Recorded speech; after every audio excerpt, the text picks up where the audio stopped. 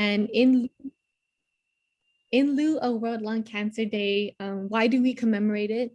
So World Lung Cancer Day is celebrated and an awareness day on August 1st, 2021. This year, it does land on a Sunday. So this is the first day of August. August 1st is where we do commemorate World Lung Cancer. It is brought by the Global Initiative for Chronic Obstruction Lung Disease, also known as GOLD, and the American Lung Association, specifically the Lung Force Task. And with these collaborative joints, it's a national movement to defeat lung cancer, but moreover, to bring awareness that lung cancer is the leading death amongst women and men in the US.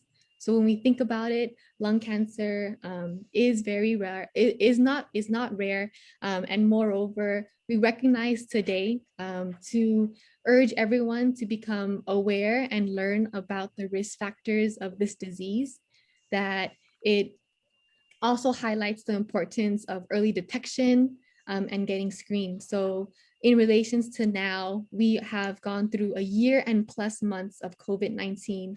It is still very related. And why does prevention take part of World Lung Cancer Day? Well, it's lungs. It's what you and I have in our bodies. It's essential for us to function throughout our day, as stressful, as relieving as our day is.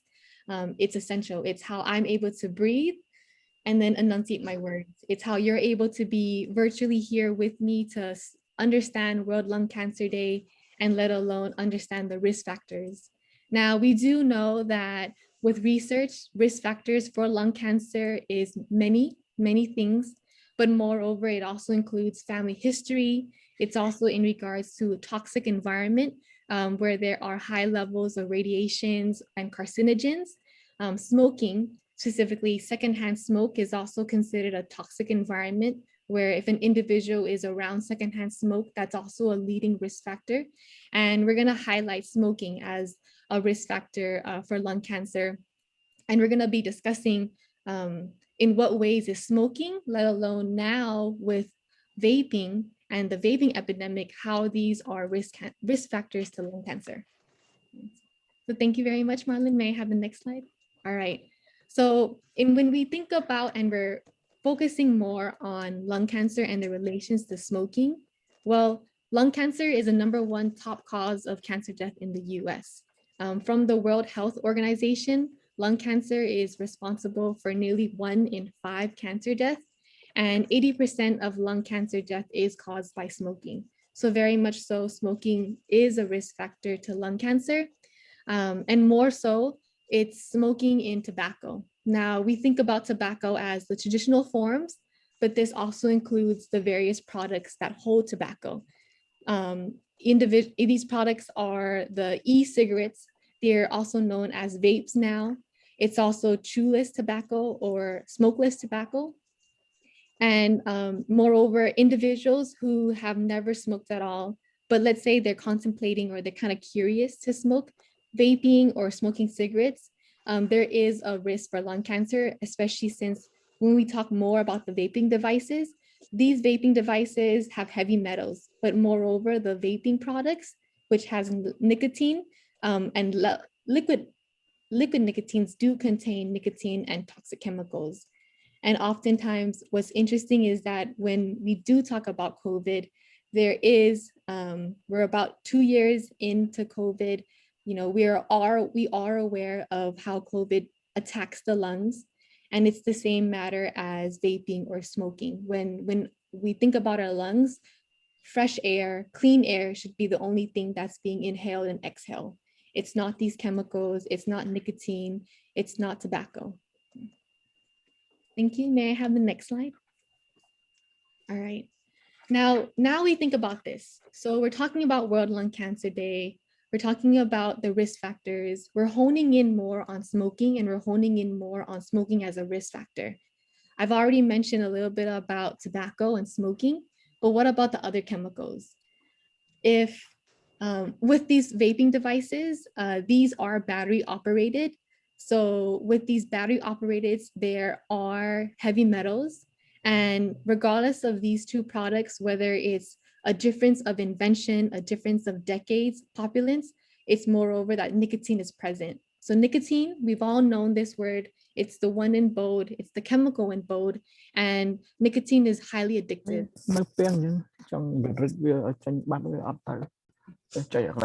And nicotine is highly addictive. It's also the compound found in tobacco. So when we say these tobacco products, is what I mentioned, that it's in cigars, in cigarettes, it's in smokeless tobacco, it's in hookah, but they all contain. And then now with a not so recent introduction of these vaping devices, nicotine is still present.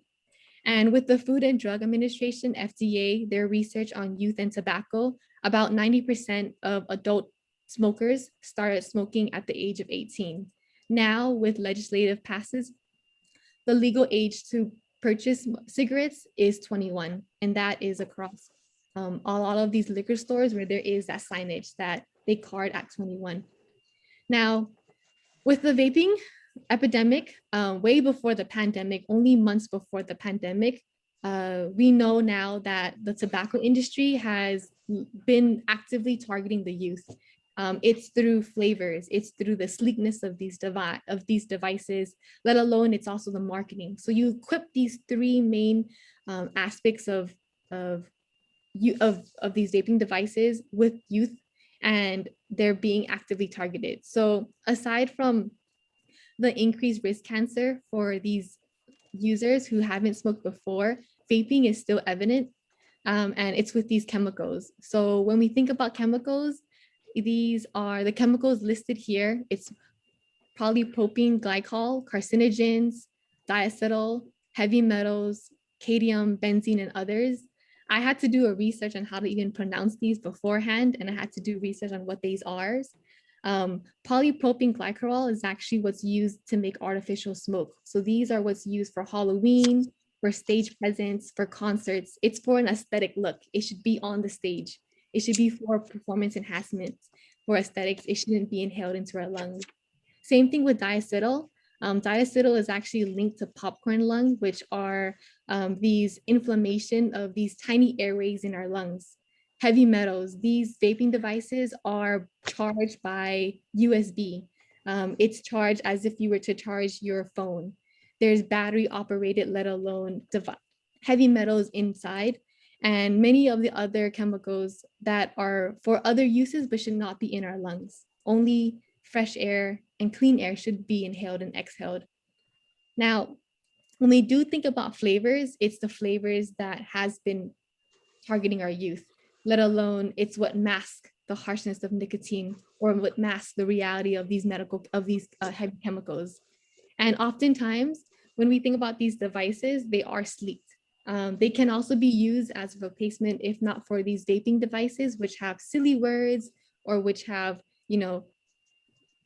childhood reminiscing thoughts, childhood reminiscing flavors.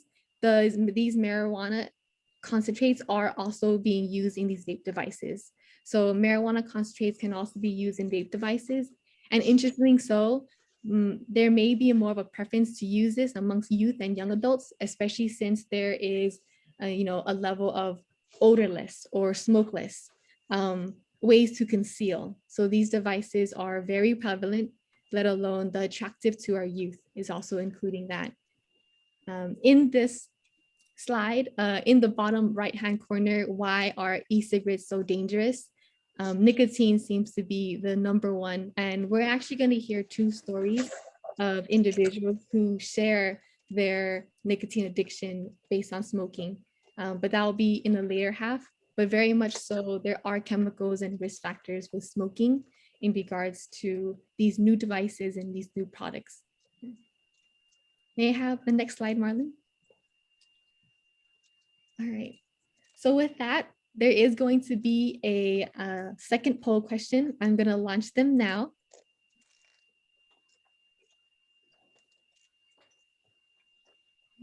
And then if you all may fill it out, the questions are the same, but there should be a change in one of the questions' answers.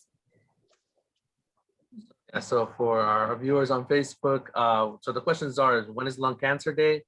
Is it Friday, July 30th, Saturday, July 1st, or is it August 1st?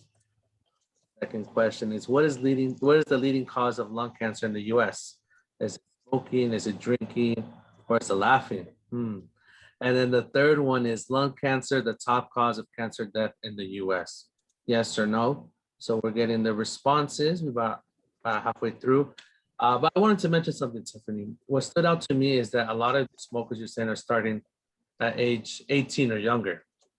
And so I think that's why our prevention work is so important, right? To inform so people can make the best decisions possible. So I'm glad that we're talking about this during while we talk for World Lung Cancer Day. So I'm excited for the conversations we're about to have, and we almost have everyone participating here on the Zoom call. So we'll give it about 5 to 10 more seconds. Thanks for that insight, Marlon. I agree as well. Education is a big factor to our prevention work, much like today's awareness, World Lung Cancer Day. They're bringing in awareness as well. And we're relating this day of awareness for early screening of lung cancer in regards to risk factors. Now, we talked about many risk factors, but one of them will be smoking. And so with that, I'll share the results. Thank you. Perfect. All right, so when is World Lung Cancer Day? No, it's not the 30th, nor it's the 31st, but it's actually August 1st. So World Lung Cancer Day is celebrated nationally, and as well as the awareness to early detection of screening, but understand the risk factors. In this particular one, it is regarding smoking as a large risk factor to World Lung Cancer Day, let alone lung cancer being the #1 cause of cancer death in the US. So it is August 1st. What is the leading cause of lung cancer? It is smoking. Drinking is not related to lung cancer as strong as smoking is, and contrary, laughing is actually good for the soul. It's good for the lung. It's good for the oxygen. So laughing is not a leading cause of lung cancer. And thirdly, is lung cancer the top cause of cancer death in the US? Overall, it is yes. Though there are other cancers that do play in terms of top 5, lung cancer is one of the top causes. Right. Thank you very much. Okay, now I'd like to introduce everyone to our second segment, which is community conversations, and we'll slow it down a little bit actually. With community conversation, we wanted to highlight the power of storytelling, let alone the power of advocacy that comes about it. And now I've had the pleasure to work with Paul Mashunga during his internship at AADAP, but moreover, he completed his degree in community science and community health. And then from there, through prevention education, which has been a passion of his, he's been involved in Carson Initiative for Substance Abuse Awareness and Prevention. It's a Carson Adult Coalition who has works in prevention. And so I wanted to kind of take down the screen and have it more of a gallery style. And then from there, I'd love to ask some questions to Paul. He has shared his story with me as well. And we'll go into a gallery view. And so with Paul, thank you for being present. How are you doing, Paul? I'm doing good. Thank you, Tiffany, for inviting me. Absolutely. And all the most, thank you so much for being a part of this Hot Topic Tuesday about World Lung Cancer. Now, Paul, I've gotten a chance to work with you for a little bit more over close to a year now, if not a little bit more. And you've shared your story before in regards to how tobacco, let alone smoking, has played a chapter in your life. Paul, may you take us back to how old were you when you started smoking? I would say I was around 19 when I started smoking, and I didn't think much of it. You know, it's like, they say you're a product of your environment.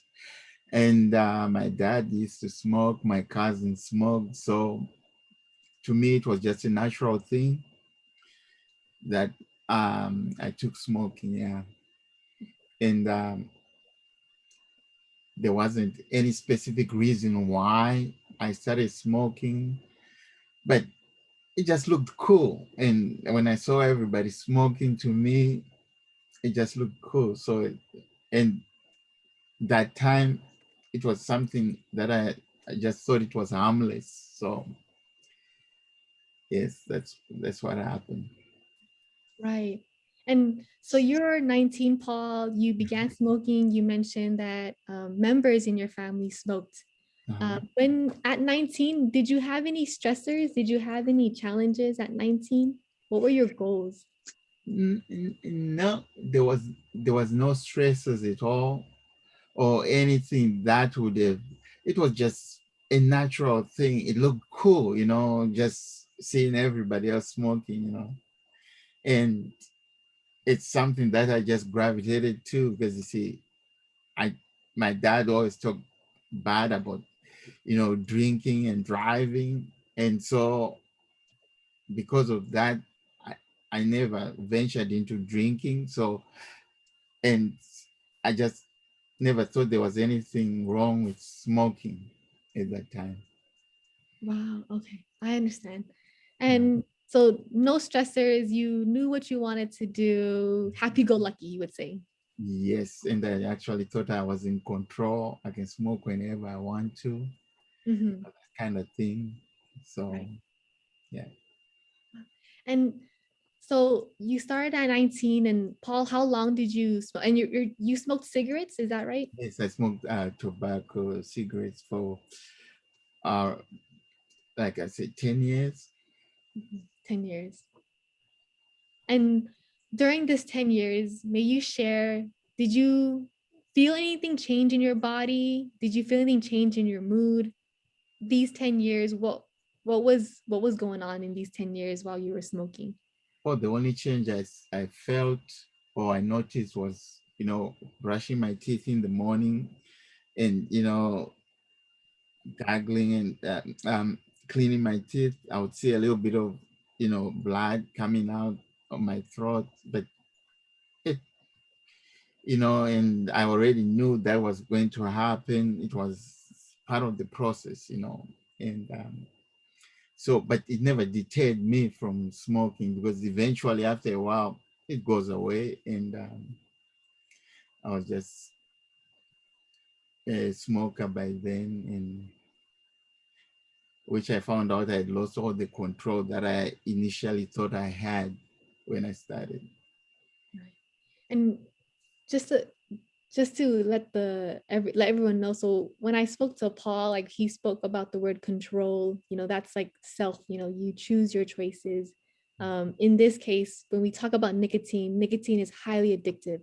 Now in Paul's situation, he was smoking cigarettes, but that's still very relevant. That chemical is still present in these vaping devices. One that is very popular amongst youth, let alone young adults. And I think that kind of carries like a similar parallel as we go throughout this community conversation. But going back, Paul, you said um, you noticed, you started to see change in your body. I Mhm. assume mood swings was also prevalent as well, right? What about quitting? Um, Well, you see, then I never thought about quitting at all because when I started smoking, I was still in Africa.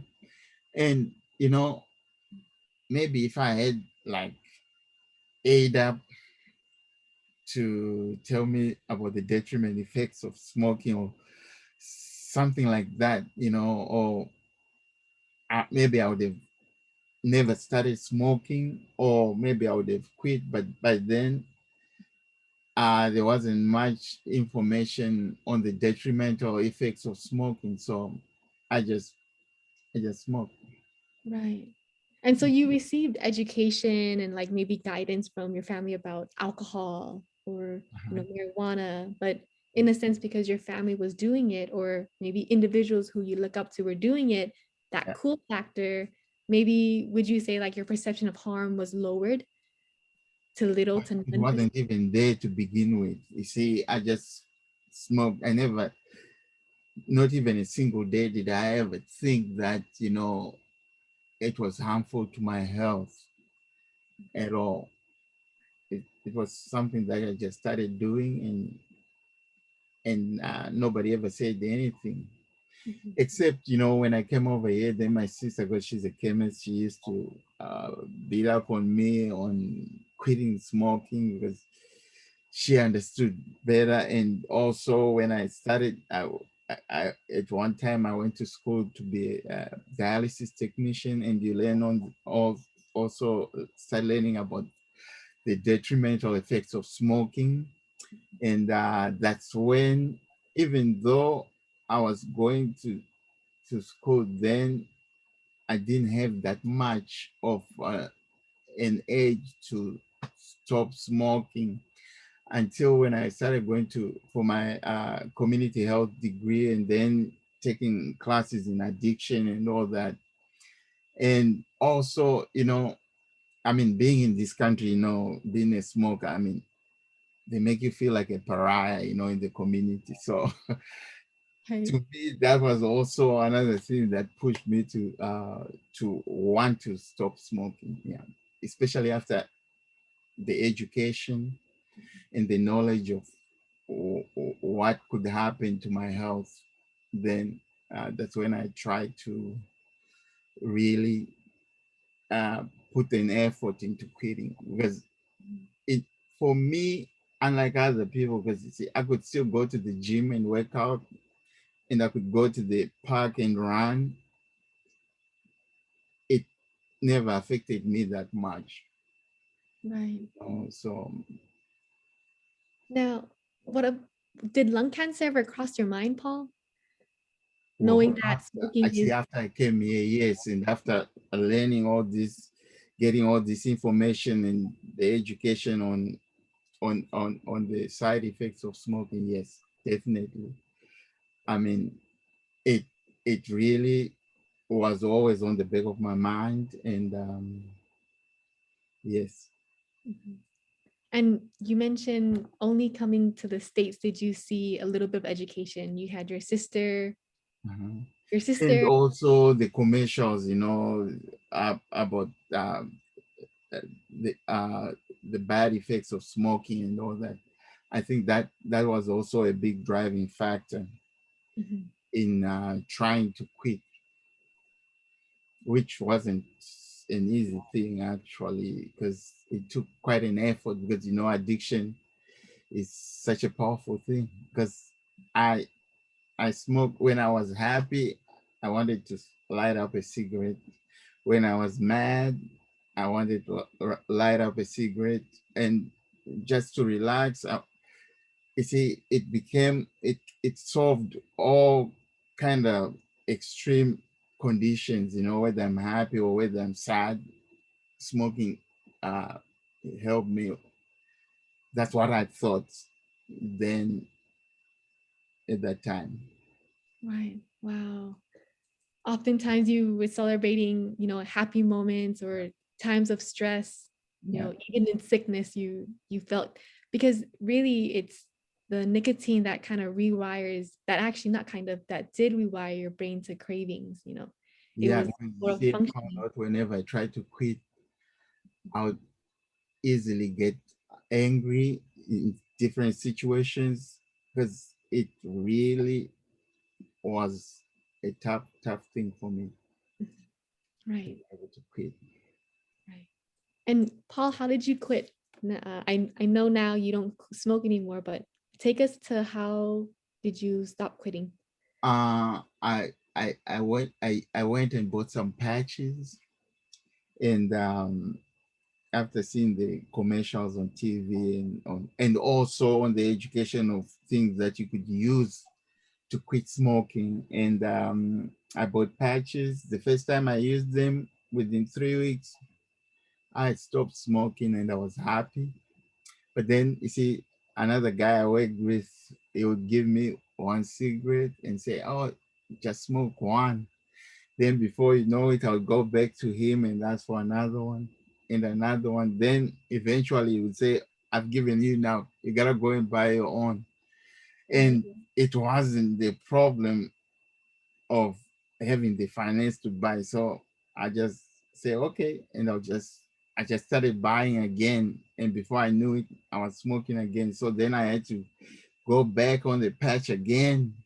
And then I made sure that that time when I quit, even if anyone offered me a cigarette, I wouldn't even take it.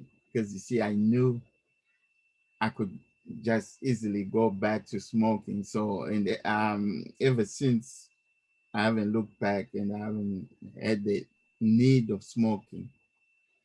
Right. But it took quite a lot of adjusting. Grant, yeah. And happy to hear that you did quit smoking from after 10 years. And now you you share your story time and time. I always find new insights each time you share. And you've completed your degree. You're now continuing your prevention education efforts in CSAP in Carson. Paul, I want to ask you, why is prevention education so important to you? It is very important. Just imagine if I had the same knowledge I have today when I started smoking, I wouldn't even have started smoking. And also with this knowledge, I mean, if I can help somebody else not even start smoking, then I mean that would be a worthwhile thing for the community. So to me, I find it very important that you see, that's why I'm willing to share my story, because hopefully it might touch somebody who was thinking of starting smoking, you know, not to start it all. Right. Through education, the Yeah. education that, in hindsight, unfortunately, you didn't have, but you did have for others. But for smoking, it was almost normalized. Would you say it was Yes, normalized?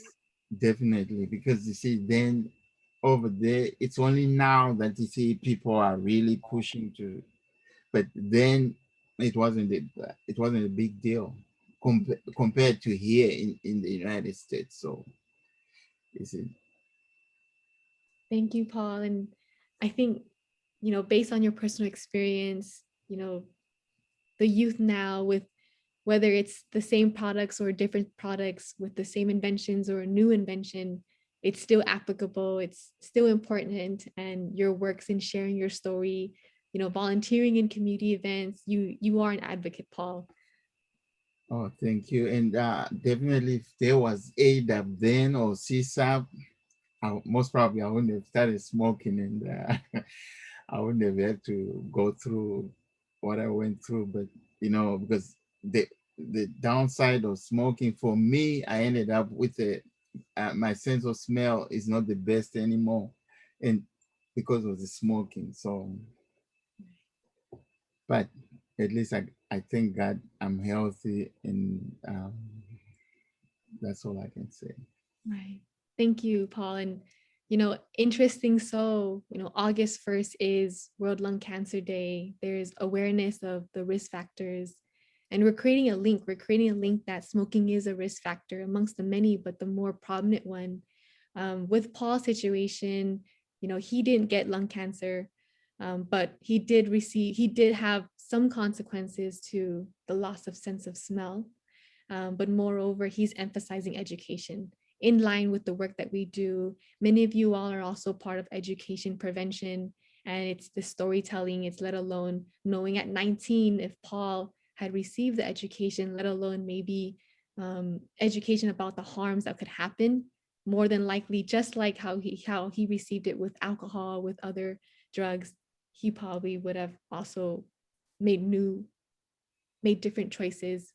But Paul, thank you for sharing your story. I think this is a story that's worth telling time and time. I get new insights every time I hear you share your story, and let alone just a different perspective when I do see someone who is smoking or who had smoked before. So thank you, Paul, for always just being an enjoyable conversation about an experience that you had.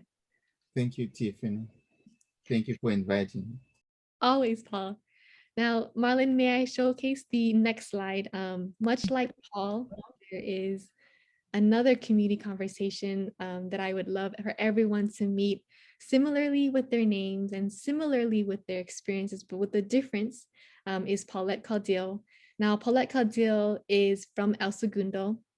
Though she is not present now with us virtually, I asked her and I told her about this Hot Topic Tuesday, and she was on board. She wanted to share her story. She wanted to share more about a reflection as well. And a little bit of background about Paulette is that she is an El Segundo, a longtime resident, but moreover, she's always been passionate about youth education, working with youth. She was a history teacher in El Segundo High School.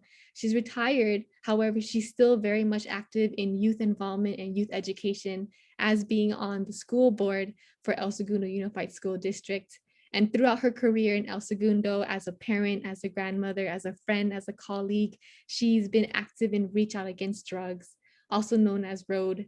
And Reach Out Against Drug is a city recognized and city funded adult coalition, let alone collaborative of many individuals in El Segundo. She's one of many stories that I find in particular as captivating as Paul and her experience. So she's not here with us right now, but she does send her thanks for everyone here. I do have a recording with her, and I'd like to share it out loud. And so I will do a recording of Paulette, and then you can read along. But I would love for everyone to take this message, let alone her personal reflective history of what it was like smoking in the 60s.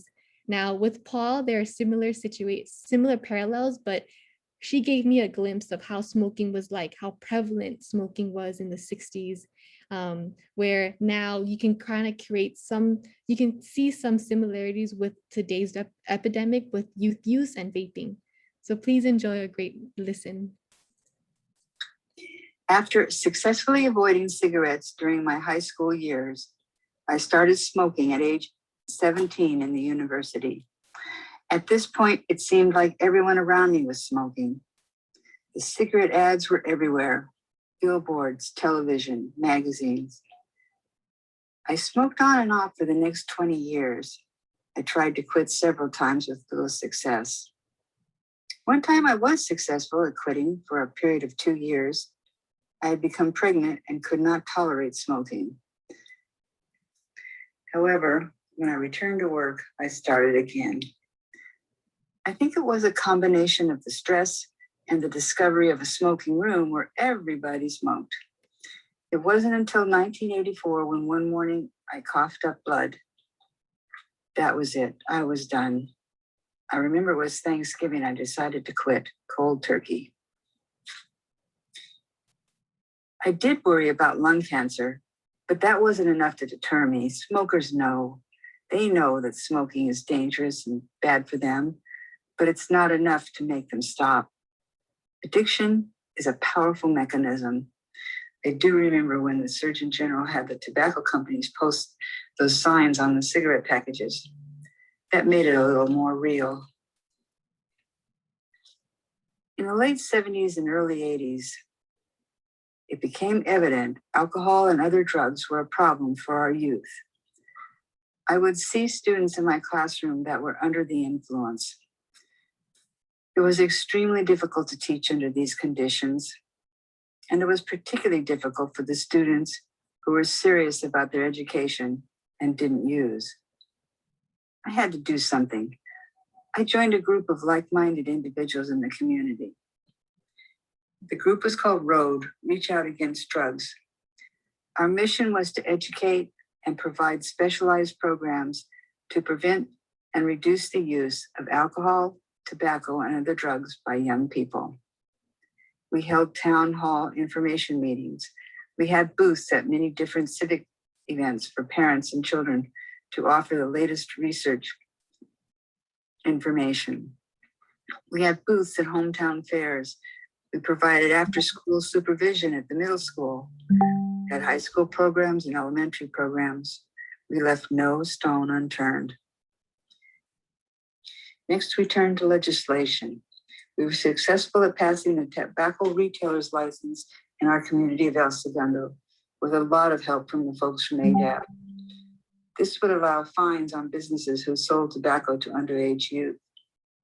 Now this legislation needs to be expanded to include a ban on the flavors that attract youth to use. This is for the El Segundo youth, and may they have a healthy future.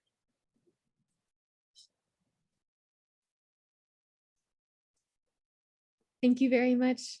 So that was a recording from Paulette. I spoke to her about this, and it just shows, and one thing in particular about Paulette is that I got a chance to her life before Road. So we met at Road, but I got a chance to see who was she like. She was candid in her responses about smoking. It was in the 60s, she said back then, and it was very prevalent, let alone there was a lack of education. It was almost as if it was normalized. So that's where I felt the similarities between Paul's story and Paulette's. But very much so, it was that education. And then seeing how she did feel that there was a need with youth education and youth prevention and the prevention of alcohol, tobacco, but specifically with cigarettes and how normalizing it was becoming in the 60s, 70s. And she's been involved in previous policy successes in El Segundo. In the next slide, we see that in El Segundo in particular, and like many cities, they have already responded in ways of tobacco policy and tobacco policy and tobacco control. Neighboring cities like El Segundo include Manhattan Beach, Redondo Beach, the city of Carson and unincorporated areas, as well as Comptons, have all had tobacco retail licensing that she had mentioned. And in progress, we don't want to stop there. In El Segundo, let alone other nearby cities, do want to enact a flavor ban. And she said so eloquently said in the recording. She's passionate. She's been involved in the research, let alone how El Segundo is like. She actually gave me an insight of what El Segundo is, how it functions, how Road has always been there as an adult leading coalition with council members, with school staff, with myself in there, let alone how they also were pivotal to helping with past policy like the tobacco retail. We're back again, and we are working to strengthen the current tobacco licensing in El Segundo to incorporate a flavor ban. And so we've mentioned now that flavoring, nicotine are all products in vaping devices based on the design, based on the invention, based on even the disposable aspects has been appealing to the youth. And when we think about the youth now, much like Paulette's voice, it's for the youth in El Segundo, but moreover, every youth where they are, going through virtual learning, transitioning. Though there are ways to relieve stress, vaping is not one, especially when they become educated of what's in these devices.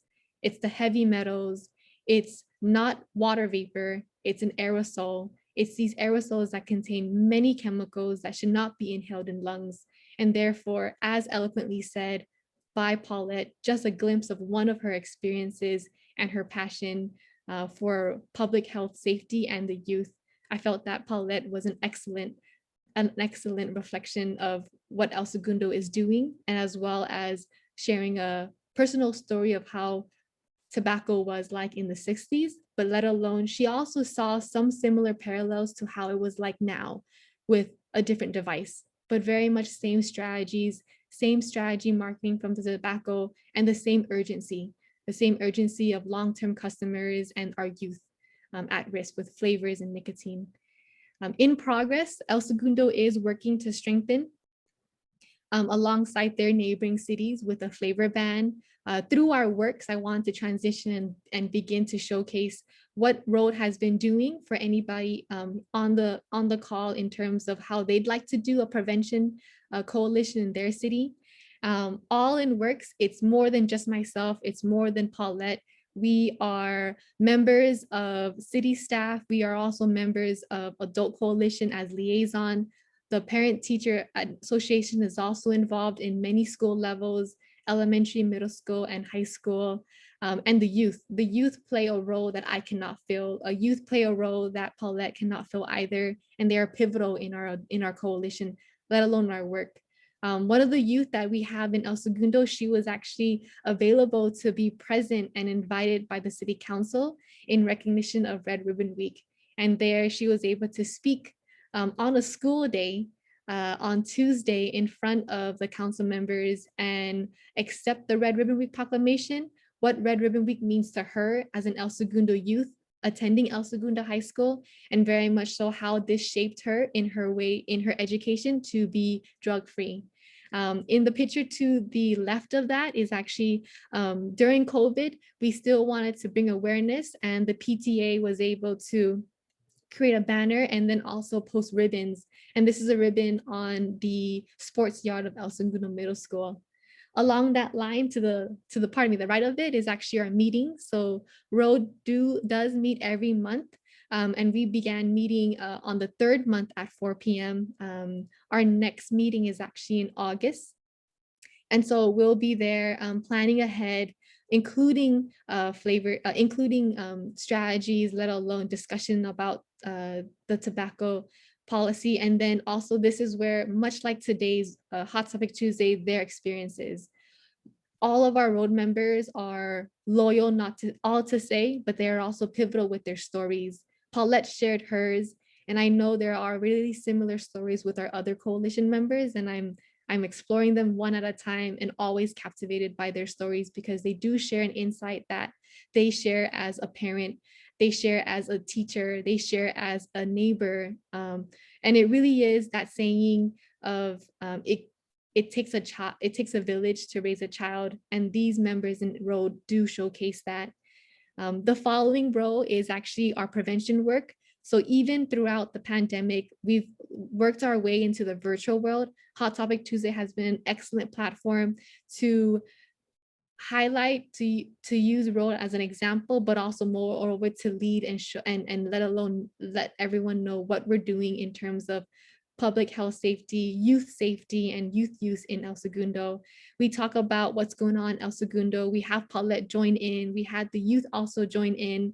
And we've also had Parks and Rec staff join in and let them know what services there is. So Road is a collective work, city funded, city recognized. And I wanted to highlight also the last picture on the bottom right is actually the youth advocacy. So I work with youth to build not only emerging leaders, but I work with them to create confidence in themselves. Their stories are powerful, and they also represent youth and peers alike. So in Youth Quest 2021, it was held virtually, but an El Segundo youth along with neighboring youth in Inglewood were present. They prepared their talking points, they prepared their own testimony to speak in front of Assemblymember Burks, who represents the 62nd district, and share what it's like being a high school student, share what it's like when they observe at the bus stop tobacco or the remaining trash that's left on their parks or on their way to school or way to work. They show an insight that only I can just remember, that their stories that stick. So Road has always been in prevention work. They've always been aware and always working to create a safer community for El Segundo. And we invite everyone to join Road, but let alone, start thinking of ideas and how your adult coalition can also make changes in your community too. May I have the next slide, Marlon? Perfect. And I want to leave with a Tuesday thought. Very much so, one particular fun fact about Paulette is that she collects cars. And specific to the image with her information, she collects Triumph's cars. And I felt that Triumph is a word that represents her. It's my go-to word when I think about her. And I felt that she is not only just a great colleague, but she shares the importance of youth prevention in regards to education, letting them know that not only it's not the scare tactics, but it's moreover letting them know like this is what we feel that as a community can help you be successful, to be healthy. And that doesn't include vaping. That doesn't include alcohol and tobacco and other drugs. It doesn't include any of these chemicals in your lungs. It includes laughter. It includes wholesome. And so with the Tuesday thought, I'd like to leave with you that smoking is not a stress reliever. There are many, many healthy ways to relieve stress. And we've mentioned certain other ways as well. And this is actually brought by the CDC in ways to quit smoking. And there's actually an interesting, an old saying that I like to share. Interesting enough, we know that smoking tobacco is the #1 risk factor for lung cancer. And tobacco is actually the only legal product that when you use it as intended will kill you. So think about that. Tobacco is the only legal product that when used as intended will kill you. When we think about water, when we think about sleeping, when we think about laughing, Legal products does not always mean safe. Very much so, tobacco, when used as intended, smoked daily, or in cases where it's smoked more than daily, can kill you. So we leave off with staying healthy. We leave off with lung cancer awareness celebrated on August 1st. And moreover, just to stay healthy and look forward to the policy control, pardon me, the tobacco control that's happening all around your city. El Segundo is one, Gardena is also one as well. Carson is a neighboring city, has already completed that. May I have the next slide? So we want to stay connected with you. We thank you so much for listening to these stories. Thank you, Paul, and thank you, Paulette. And here are the community engagement. So Road was just one example that we do in regards to prevention education. My contact is there, and as well as Paulette, but I would love to contact and put into contact with you all here with neighboring coalitions. Richard Biss is the Carson community organizer. He is involved in CSAP as well as CSHA, which is the youth organization, as well as Tracy Sarwatari and Jessica Abaya. They are both the Gardena community organizer, and leading adult coalition is GDAP. I see you all in the presence, as well as High School Task Force as their youth coalition. Marlon Pascual is also the Inglewood community organizer, and his youth group is YUCA, stands for Youth United in Creative Action. So please take a screenshot of this and we'll open it up to question and answers.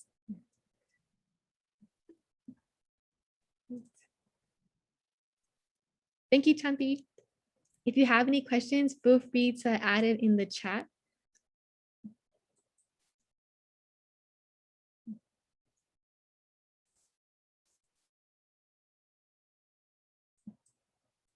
And these could be questions for Paul, for a coalition in Road. I can also send these questions to Paulette if you have any questions, and then she can get back to you on that too.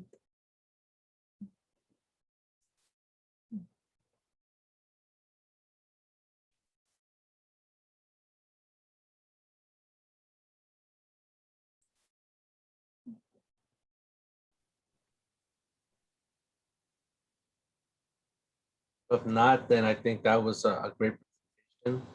You know, Paul, thank you for your insight. And I think your conversation led to someone asking for the Carson Coalition CSAP. So again, as that contact site showed, that was Richard. So we're glad that we can connect people to the respective coalitions. Again, we're Inglewood, Carson, Gardena. We have a collective group called El Segundo, a collective group called South Bay Communities Creating Change, SBC3. So that's all of the South Bay, all the way down to Long Beach. So thank you everyone for attending. Connect yourself with the community. Those are like minds like Paulette did, and then we can help create change in our communities. Thank you, Roberta. All right.